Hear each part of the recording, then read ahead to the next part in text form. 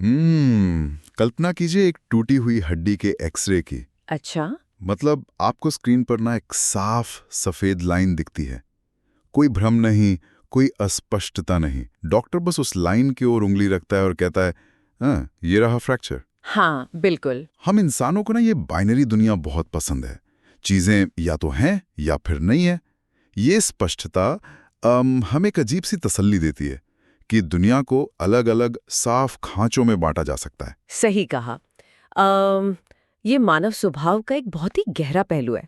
हम अस्पष्टता से यानी एम्बिग्विटी से बहुत घमाते हैं। हाँ, जब बात किसी निर्देश की हो या किसी डायग्नोसिस की, तो हमें बिल्कुल सटीक जानकारी चाहिए होती है ना, जिसमें कोई शायद या किंतु परंतु ना हो। बिल्कुल। लेकिन क्या हो अगर मैं कहूँ कि हजारों साल पहले जब कोई आधुनिक तकनीक नहीं थी, तब भी कुछ विचारकों ने सटीकता और स्पष्टता का एक ऐसा ढांचा तैयार किया था जिसके सामने वो आधुनिक एक्सरे मशीन भी धुंधली लगने लगे। ये तो बहुत ही दिलचस्प दावा है ना? तो प्राचीन भारतीय दर्शन और भाषा विज्ञान के हमारे आज के इस गहन विश्लेषण में हम एक ऐसी ही दुनिया में कदम रखने जा रहे हैं।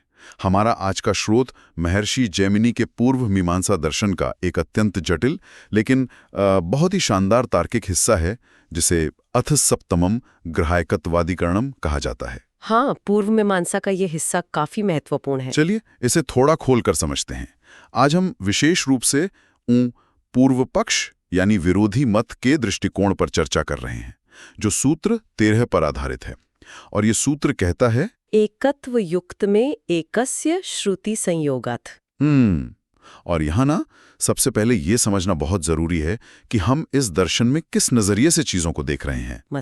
मतलब मीमांसा दर्शन कोई सामान्य दार्शनिक चिंतन नहीं है।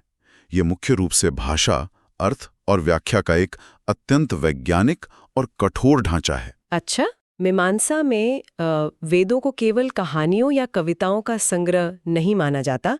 मीमांसा के अनुसार वेद का हर एक शब्द मूलतः एक निर्देश है, एक कमांड है। यानी कोई एक्शन लेने की बात हो रही है। बिल्कुल।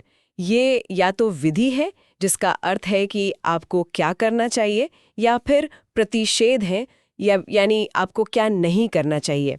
इस दर्शन का मानना है कि वेद में जो कुछ भी कहा गया है वो किसी ना किसी कार्य या क्रिया से अनिवार्य रूप से जुड़ा हुआ है। मतलब ये प्राचीन विद्वान भाषा को महज बातचीत का जरिया नहीं बल्कि एक्शन ट्रिगर करने वाले एक कोड की तरह देख रहे थे। एकदम सही। और इसी कोड को डिकोड करना हमारे आज के विश्लेषण का मिशन भी है। हमें ये समझना है कि सुनने वालों के लिए ये स्पष्ट हो सके कि ये विद्वान भाषा, व्याकरण और किसी भी दिए गए निर्देश की बारीकियों को कितनी गहराई से देखते थे। हाँ, उनकी नजर बहुत पैनी थी। तो इसका मतलब है कि इस कोड में मात्रा यानी संख्या कितनी बड़ी भूमिका निभाती है, ये भी एक बड़ा सवाल है। बिल्कुल, संख्या बहुत अहम है। चलिए इसे आज के संदर्भ में रखकर देखते हैं। मान लीजिए कोई बॉस अपने कर्मचारी को निर्देश देता है, डेस्क साफ कर दो। अब क्या उस सफाई करने वाले का पूरा ध्यान सिर्फ सफाई के कार्य पर होना चाहिए या इस बात पर कि उसे सिर्फ एक ही डेस्क साफ करनी है? ये एक बहुत अच्छा सवाल है। मतलब क्या शब्दों का व्याकरण एक वचन होना वास्तव में कार्य को यानी एक्शन को पूरी तरह से सीमित कर देता है? ये बहुत ही सटीक उदाहरण है। इस सवाल की गहराई में जाने के लिए ना हमें स्रोत में दी गई भावना की अवधारणा को समझना होगा। भावना मतलब इमोशंस? नहीं, व्याकरण और मीमांसा में भावना का मतलब केवल कोई जज्बात या इमोशन नहीं है, जैसा कि हम आज की बोलचाल में समझते हैं। यहाँ भावना एक तकनीकी शब्द है। अच्छा, तो इसका यहाँ क्या मतलब है? इसका अर्थ है एक उत्पादक शक्ति यानी प्रोडक्टिव फोर्स, वो मुख्य क्रिया या एक्शन जिसे करने की प्रेरणा दी जा रही है। हर वाक्य के मूल में एक भावना होती है। यानी वो इंजन जो पूरे वाक्य को चला रहा है। बिल्कुल, वही इंजन। अब पूर्व पक्ष यानी जो विरोधी तर्क स्रोत में प्रस्तुत किया गया है, उसका यह कहना है कि जब कोई वैदिक निर्देश किसी वस्तु के लिए दिया जाता है, उदाहरण के लिए ग्रह के लिए। यह ग्रह का मतलब वो अंतरिक्ष वाले ग्रह नहीं है ना? नहीं, ग्रह वो विशेष पात्र होता है जिसमें यज्ञ के दौरान सोम रस रखा जाता है। तो पूर्व पक्ष का तर्क है कि जब निर्देश में ग्रह शब्द का प्रयोग हुआ है, जो कि व्याकरणिक दृष्टि से एक वचन है, तो उस वस्तु का एकत्व भी उस निर्देश का अभिन्न हिस्सा बन जाता है। एकत्व मतलब उसका सिंगुलर होना। हाँ, उसे आप महज एक संयोग मानकर नजरअंदाज नहीं कर सकते। तो इसका मतलब ये है कि निर्देश सिर्फ पात्र के बारे में नहीं है, बल्कि बहुत स्पष्ट रूप से एक पात्र के बारे में है। हाँ, और पूर्व पक्ष इसे और विस्तार से समझाता है। स्रोत में उल्लेख है कि किसी यज्ञ की प्रक्रिया में कई चीजें शामिल होती हैं। जैसे दशाव पवित्र यानी छानने का विशेष कपड़ा, ग्रह यानी पात्र, और सम्मार्ग यानी सफाई करने की क्रिया।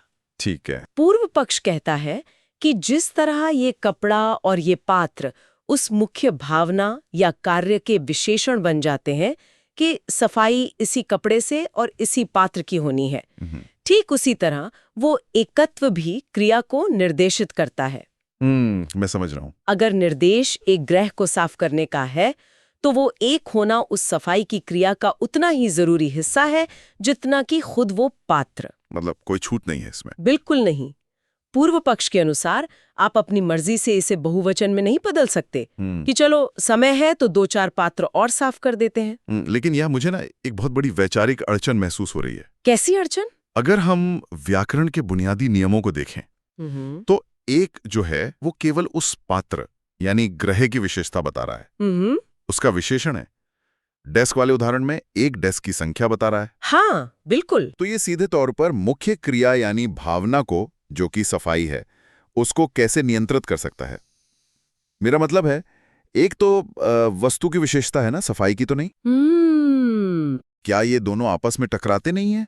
क्योंकि एक गुण सीधे क्रिया से कैसे जुड़ सकता है? यहाँ जो बात सबसे अधिक रोमांचित करती है वो ये है कि प्राचीन दार्शनिकों ने इस शंका को भी बहुत स्पष्ट रूप से पहचाना। अच्छा, उन्हें पता था कि ये सवाल उठेगा। हाँ, और इसका एक ऐसा तार्किक समाधान दिया जो मानवीय संज्ञान की गहराई को दर्शाता है।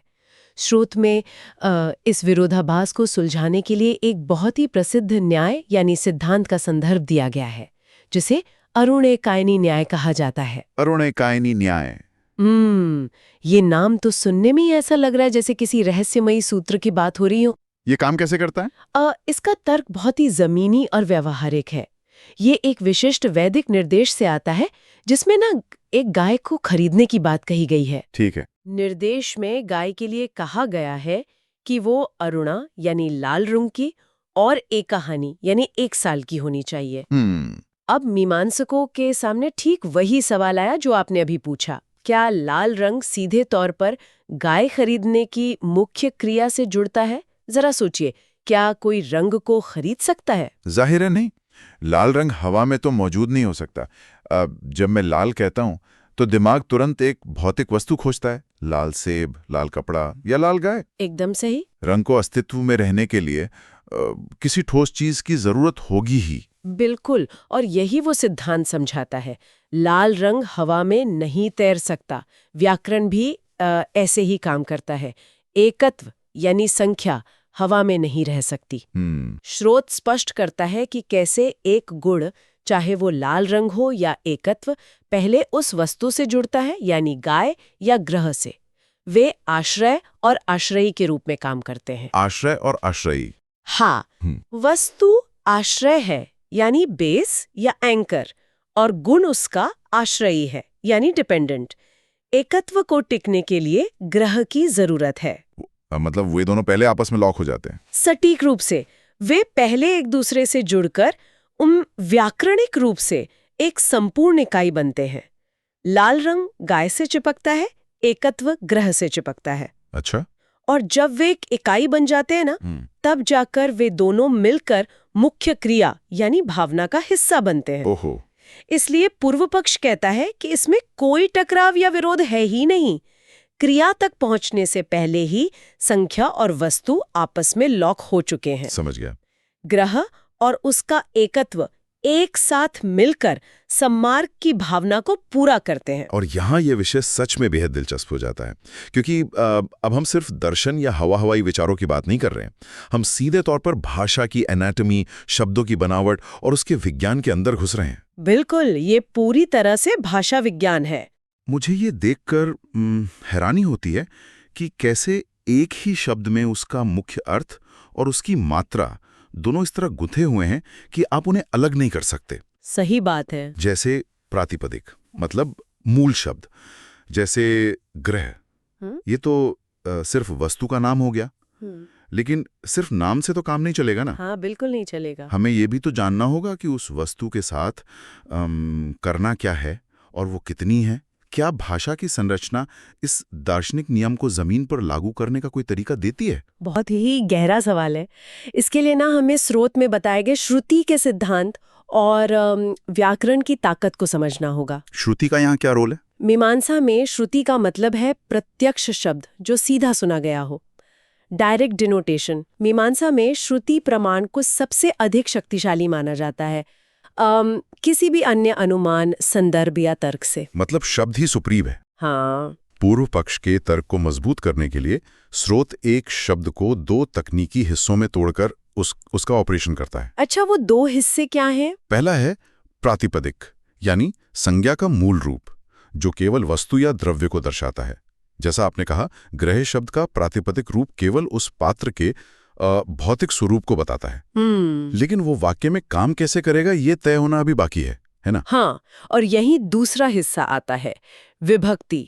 संस्कृत व्याकरण में ये शब्द के अंत में लगने वाला वो प्रत्यय है जो वाक्य में उस शब्द का काम तय करता है। जैसे अंग्रेजी में प्रपोजिशन होते हैं। हाँ, अंग्रेजी जैसी भाषाओं में आपको प्रेपोजिशंस जैसे इन, ऑन, विद और संख्या के लिए अलग अलग शब्द चाहिए होते हैं।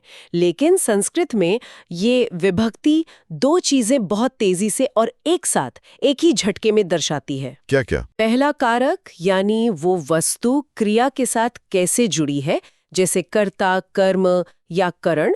और दूसरा एकत्व, यानी उसकी संख्या क्या है, एकवचन, द्विवचन या बहुवचन। अरे, ये तो एक तरह से किसी कंप्यूटर के कोड की तरह हो गया। बिल्कुल। अगर आपने सोर्स कोड में एक भी कमांड या कैरेक्टर बदल दिया तो पूरा सिस्टम अलग तरीके से बर्ताव करने लगेगा। इससे एक बहुत ही महत्वपूर्ण सवाल खड़ा होता है और आपने ना बहुत सही दिशा पकड़ी है। मीमांसा में श्रुति यानी प्रत्यक्ष शब्द वही सोर्स कोड है। अगर सोर्स कोड में एक वचन लिखा है तो आप अपनी मर्जी से उसे रन टाइम पर बहुवचन नहीं बना सकते। विभक्ति वह सिंटैक्स है जो सिस्टम को बताता है कि ये वेरिएबल यानी कारक क्रिया के साथ कैसे बर्ताव करेगा। तो अगर मैं इसे ठीक से समझ रहा हूं, चूंकि शब्द के जिस हिस्से ने यानी विभक्ति ने हमें ये बताया कि ये वस्तु क्रिया से कैसे जुड़ी है, उसी बिल्कुल समान हिस्से ने हमें ये भी बता दिया कि वो वस्तु संख्या में कितनी है। हाँ, दोनों जानकारी एक ही जगह से आ रही हैं। दोनों एक ही प्रत्यय से पैदा हो रहे हैं। इसलिए हम कारक को तो स्वीकार कर लें, लेकिन संख्या को नजरअंदाज कर दें, ये तो तकनीकी रूप से संभव ही नहीं है। बिल्कुल संभव नहीं है, और आपने उसका बिल्कुल सही निष्कर्ष निकाला है। पूर्व पक्ष का तर्क ठीक यही है। चूंकि कारक सीधे तौर पर मुख्य क्रिया से जुड़ता है और उसी विभक्ति ने एकत्व भी बताया है, तो वो एक वचन भी कारक के साथ साथ सीधे क्रिया पर हावी हो जाता है। जबरदस्त। चूंकि ये जानकारी हमें श्रुति यानी प्रत्यक्ष शब्द की बनावट से ही मिल रही है, इसलिए ये किसी भी अन्य तर्क से अधिक शक्तिशाली है। आपको शब्द की व्याकरणिक संरचना का सम्मान करना ही होगा, क्योंकि उसी ने अर्थ को जन्म दिया है। तो इस सब का असल में क्या मतलब है? अगर व्याकरण ने ये इतनी कठोरता से तय कर दिया है कि एकत्व इतना महत्वपूर्ण है, तो क्या इसका मतलब ये है कि हम अपनी सुविधा के अनुसार इन निर्देशों में कोई भी बदलाव नहीं कर सकते? वो नहीं, बिल्कुल नहीं कर सकते। क्या ये नियम इतना कठोर है कि इसमें कोई लूपहोल नहीं है? स्रोत के अनुसार पूर्व पक्ष इसे एक बेहद कठोर नियम यानी रिस्ट्रिक्शन के रूप में ही स्थापित करता है। इसमें कोई छूट, कोई लूपहोल नहीं है। इसे और स्पष्ट करने के लिए ना स्रोत में कुछ सीधे और व्यवहारिक उदाहरण दिए गए हैं। अच्छा, जैसे कि मान लीजिए यज्ञ में सफाई का काम चल रहा है। नियम यह है कि सफाई केवल दशा पवित्र यानी उस विशेष कपड़े से ही की जाएगी। आप अपनी सुविधा के लिए कोई दूसरा कपड़ा इस्तेमाल नहीं कर सकते। ठीक है, उपकरण फिक्स हो गया। दूसरा नियम, सफाई का कार्य सन्मार्ग ही होना चाहिए, यानी पोंछना या मांजना। आप उसकी जगह धान कूटने जैसा कोई दूसरा काम, जिसे अवघात कहते हैं, वो नहीं कर सकते। मतलब अगर सफाई कही गई है तो सफाई ही करनी होगी, तरीका भी वही होगा और उपकरण भी वही होगा। ठीक उसी तरह इस तर्क के आधार पर सफाई केवल एक ही ग्रह की होगी, अनेक की नहीं। इसे ही दर्शन की भाषा में नियम कहा जाता है। जो बात जिस तरह जिस संख्या में कही गई है उसे उसी रूप में करना होगा, क्योंकि श्रुति यही कह रही है। आप ये नहीं कह सकते कि अरे पात्री तो साफ करना है, 1 की जगह 3 कर दिए तो क्या नुकसान है। हाँ, वो ओवर अचीविंग वाला एटीट्यूड यहाँ नहीं चलेगा। बिल्कुल नहीं। निर्देश 1 का था तो 1 ही होगा। ये सटीकता सच में हैरान करने वाली है। और ये सटीकता ना सिर्फ संख्याओं तक ही सीमित नहीं रहती। इस विश्लेषण के अंत में स्रोत एक और बहुत ही दिलचस्प शब्द का जिक्र करता है जो इस व्याकरणिक नियंत्रण को एक कदम और आगे ले जाता है। अच्छा, वो शब्द क्या है? वो शब्द है पुम पशु, यानी नर पशु। पुम पशु मतलब यहाँ लिंग या जेंडर की बात हो रही है? हाँ, पूर्व पक्ष ये स्पष्ट करता है कि जिस तरह व्याकरणिक संख्या इस कठोर न्याय से बंधी हुई है, ठीक उसी तरह व्याकरणिक लिंग भी इसी नियम के अधीन है। समझ रहा हूं। संस्कृत में कई प्रत्यय ऐसे होते हैं जो न केवल संख्या बल्कि लिंग भी तय करते हैं। अगर वैदिक निर्देश में किसी विशेष लिंग जैसे नर पशु का उल्लेख है तो वो लिंग भी उस भावना या क्रिया का अनिवार्य हिस्सा बन जाता है। आप उसे बदल नहीं सकते। लेकिन इस विशिष्ट उदाहरण को यहाँ क्यों लाया गया? मतलब क्या संख्या का नियम समझाना काफी नहीं था? इसे यहाँ शामिल करने का ना एक बहुत ही तकनीकी कारण है। मीमांसा में एक और जटिल नियम है जिसे ऐतिशायन नियम कहा जाता है। वो नियम भी इसी तरह के वर्गीकरण से जुड़ा है। अच्छा। प्राचीन विद्वान बहुत ही कुशल लेखक थे। वे नहीं चाहते थे कि एक ही तरह की बहस को किसी दूसरे अध्याय में फिर से दोहराना पड़े। इसलिए ऐतिशायन नियम के पुनरावृत्ति से बचने के लिए उन्होंने लिंग के इस पुंशु उदाहरण को यही संख्या के साथ जोड़कर समझा दिया। ये तो बहुत स्मार्ट तरीका है ना? हमारे लिए इसका मुख्य निष्कर्ष ये है कि व्याकरण का हर एक पहलू, चाहे वो संज्ञा हो, कारक हो, संख्या हो या लिंग हो, वो निर्देश की पवित्रता और सटीकता को तय करता है।